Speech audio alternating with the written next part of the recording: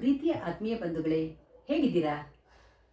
ನಿಮ್ಮೆಲ್ಲರನ್ನು ಶಾಂತಲಾ ವಿತ್ ಸುಶಾಂತ್ ವ್ಲಾಗ್ಸ್ಗೆ ಸ್ವಾಗತ ಮಾಡ್ತಾ, ಮುಂಚಿತವಾಗಿ ನಿಮಗೆಲ್ಲರಿಗೂ ವರಮಹಾಲಕ್ಷ್ಮಿ ಹಬ್ಬದ ಶುಭಾಶಯಗಳು.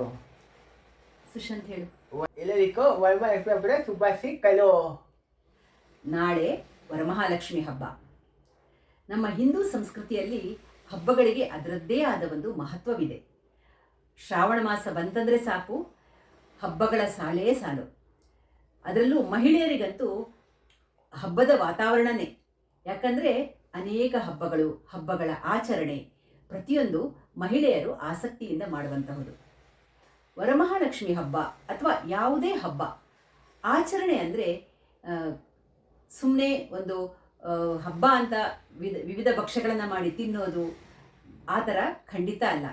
ಹಬ್ಬದ ಆಚರಣೆ ಅಂದರೆ ಒಂದು ಕುಟುಂಬದ ಸದಸ್ಯರೆಲ್ಲರೂ ಒಟ್ಟಾಗಿ ಒಗ್ಗೂಡುವುದು ಹಾಗೂ ಹಬ್ಬವನ್ನು ಆಚರಿಸುವುದರ ಮೂಲಕ ಆ ಸಂಪ್ರದಾಯವನ್ನು ಮುಂದಿನ ಪೀಳಿಗೆಗೆ ಪರಿಚಯಿಸುವಂತಹುದು. ವರಮಹಾಲಕ್ಷ್ಮಿ ಹಬ್ಬ ಅಂದ ತಕ್ಷಣ ಎಲ್ಲರೂ ಲಕ್ಷ್ಮಿಯನ್ನು ಪೂಜಿಸೋದ್ರಿಂದ ನಮಗೆ ಐಶ್ವರ್ಯ ಬರುತ್ತೆ ಅಥವಾ ಸಂಪತ್ತು ಬರುತ್ತೆ, ಹಣ ಬರುತ್ತೆ ಅಂತ ಅನೇಕರು ನಂಬಿರ್ತಾರೆ. ಆದರೆ ಲಕ್ಷ್ಮಿ ಅಂದರೆ ಕೇವಲ ಹಣ ಅಲ್ಲ. ಲಕ್ಷ್ಮಿ ಅಂದರೆ ಒಂದು ಕುಟುಂಬದ ಅಭಿವೃದ್ಧಿ. ಅಂದರೆ ಒಂದು ಕುಟುಂಬದ ಅಭಿವೃದ್ಧಿ ಆಗಬೇಕಾದ್ರೆ ಅಲ್ಲಿ ಹಣ, ಸುಖ, ಸಂತೋಷ, ನೆಮ್ಮದಿ, ಆರೋಗ್ಯ ಪ್ರತಿಯೊಂದೂ ಇರಬೇಕು.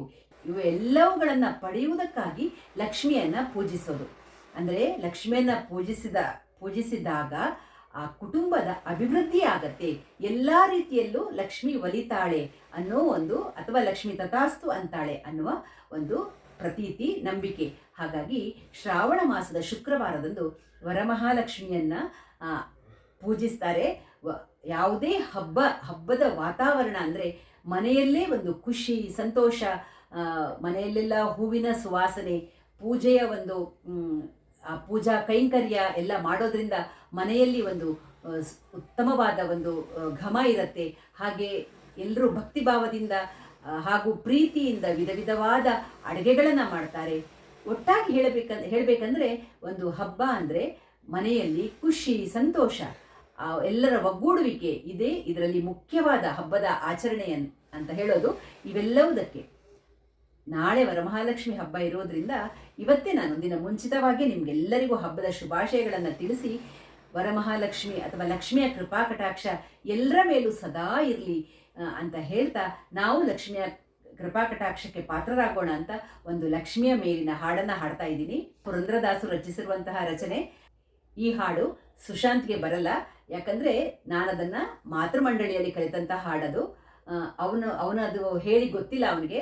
ಹಾಗಾಗಿ ಅವನು ನನ್ನ ಜೊತೆ ಕೂತಿರ್ತಾನೆ. ನೀವು ಹಾಡನ್ನು ಕೇಳ್ತಾ ಎಲ್ಲರೂ ಲಕ್ಷ್ಮೀ ಕೃಪಾ ಕಟಾಕ್ಷಕ್ಕೆ ಪಾತ್ರರಾಗೋಣ ಅಂತ ಹೇಳ್ತಾ ಕೇಳೋಣ. ಬಂದಾಳೆ ಮಹಾಲಕ್ಷ್ಮಿ ನಮ್ಮ ಮನೆಗೆ ಸಂಜೆಯ ಹೊತ್ತಿನೊಳಗೆ, ಬಂದಾಳೆ ಮಹಾಲಕ್ಷ್ಮಿ ನಮ್ಮ ಮನೆಗೆ ಸಂಜೆಯ ಹೊತ್ತಿನೊಳಗೆ,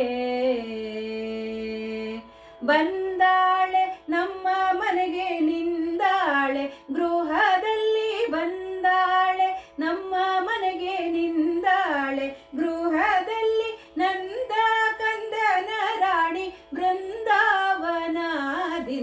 ಬಂದಾಳೆ ಮಹಾಲಕ್ಷ್ಮಿ ನಮ್ಮ ಮನೆಗೆ ಸಂಜೆಯ ಹೊತ್ತಿನೊಳಗೆ. ಹೆಜ್ಜೆ ಮೇಲ್ ಹೆಜ್ಜೆ ಇಕ್ಕುತ್ತ ಕಾಲು ಗೆಜ್ಜೆ ಘಲುರೆಂಬೋ ನಾದದಲ್ಲಿ, ಸಜ್ಜನ ಭಕ್ತರಿಗೆ ಸಾಯುಜ್ಯ ಕೊಡಲಿಕ್ಕೆ, ಸಜ್ಜನ ಭಕ್ತರಿಗೆ ಸಾಯುಜ್ಯ ಕೊಡಲಿಕ್ಕೆ, ಮೂರ್ಜಗದೊಡೆಯನ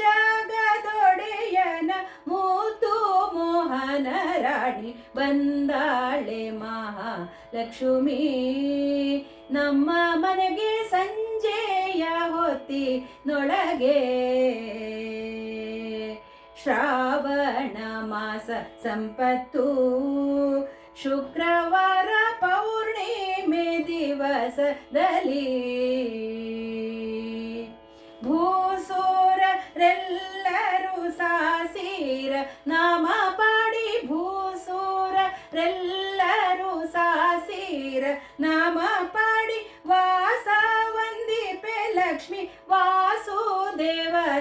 ರಾಣಿ ಬಂದಳೆ ಮಹಾಲಕ್ಷ್ಮಿ.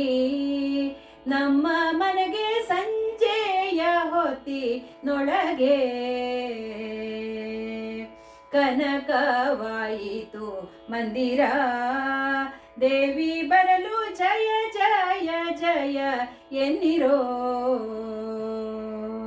ಸನಕಾದಿ ವಂದ್ಯರಿಗೆ ಸಾಯುಜ್ಯ ಕೊಡಲಿಕ್ಕೆ, ಸನಕಾದಿ ವಂದ್ಯರಿಗೆ ಸಾಯುಜ್ಯ ಕೊಡಲಿಕ್ಕೆ, ಕನಕವಲ್ಲಿಯು ತನ್ನ ಕಾಂತಾನ ಕರಕೊಂಡು ಬಂದಾಳೆ ಮಹಾಲಕ್ಷ್ಮಿ. ನಮ್ಮ ಮನೆಗೆ ಸಂಜೆಯ ಹೊತ್ತಿನೊಳಗೆ ಉಟ್ಟ ಪೀತಾಂಬರ ಹೊಳೆಯುತ್ತ, ಕರದಲ್ಲಿ ಗಟ್ಟಿ ಕಂಕಣ ಹಿಡಿಯುತ್ತ, ಸೃಷ್ಟಿ ಗೋಡೆಯ ನಮ್ಮ ಪುರಂದರ ವಿಠಲನ, ಸೃಷ್ಟಿ ಗೋಡೆಯ ನಮ್ಮ ಪುರಂದರ ವಿಠಲನ ಪಾಠದರಸಿ ನಮಗೆ ಇಷ್ಟಾರ್ಥ ಕೊಡುವುದಕ್ಕೆ ಬಂದಾಳೆ ಮಹಾಲಕ್ಷ್ಮಿ. ನಮ್ಮ ಮನೆಗೆ ಸಂಜೆಯ ಹೊತ್ತಿನೊಳಗೆ ಬಂದಾಳೆ, ನಮ್ಮ ಮನೆಗೆ ನಿಂದಾಳೆ, ಗೃಹದಲ್ಲಿ ಬಂದಾಳೆ, ನಮ್ಮ ಮನೆಗೆ ನಿಂದಾಳೆ, ಗೃಹದಲ್ಲಿ ನಂದ ಕಂದನ ರಾಣಿ ಬೃಂದಾವನದಿಂದ ಬಂದಾಳೆ ಮಹಾಲಕ್ಷ್ಮಿ. ನಮ್ಮ ಮನೆಗೆ ಸಂಜೆಯ ಹೊತ್ತಿನೊಳಗೆ, ನಮ್ಮ ಮನೆಗೆ ಸಂಜೆಯ ಹೊತ್ತಿನೊಳಗೆ. ವರಮಹಾಲಕ್ಷ್ಮಿ ಹಬ್ಬದ ಸಂದರ್ಭದಲ್ಲಿ ಲಕ್ಷ್ಮೀ ದೇವಿಯ ಕೃಪಾ ಕಟಾಕ್ಷ ನಿಮ್ಮೆಲ್ಲರ ಮೇಲೂ ಇರಲಿ. ಅವಳ ಅನುಗ್ರಹ ಸದಾ ಎಲ್ಲರ ಮೇಲೂ ಇದ್ದು ಪ್ರತಿಯೊಬ್ಬರ ಜೀವನದಲ್ಲೂ ಸುಖ, ಸಂತೋಷ, ನೆಮ್ಮದಿ, ಆರೋಗ್ಯ ಹಾಗೂ ಅಷ್ಟೈಶ್ವರ್ಯಗಳು ಧಾರಾಳವಾಗಿ ಸಿಗಲಿ. ಅವಳ ಆಶೀರ್ವಾದ ಸದಾ ಇರಲಿ ಅಂತ ಪ್ರಾರ್ಥಿಸ್ತಾ ಸಿಗೋಣ ಮುಂದಿನ ವಿಡಿಯೋದಲ್ಲಿ. ಅಲ್ಲಿ ತನಕ ರಾಯರು ನಮ್ಮನ್ನ ನಿಮ್ಮೆಲ್ಲರನ್ನ ಚೆನ್ನಾಗಿಟ್ಟಿರ್ಲಿ ಅಂತ ಪ್ರಾರ್ಥಿಸ್ತಾ ಸಿಗೋಣ. ಧನ್ಯವಾದಗಳು. ನಮಸ್ಕಾರ. ನಮಸ್ಕಾರ.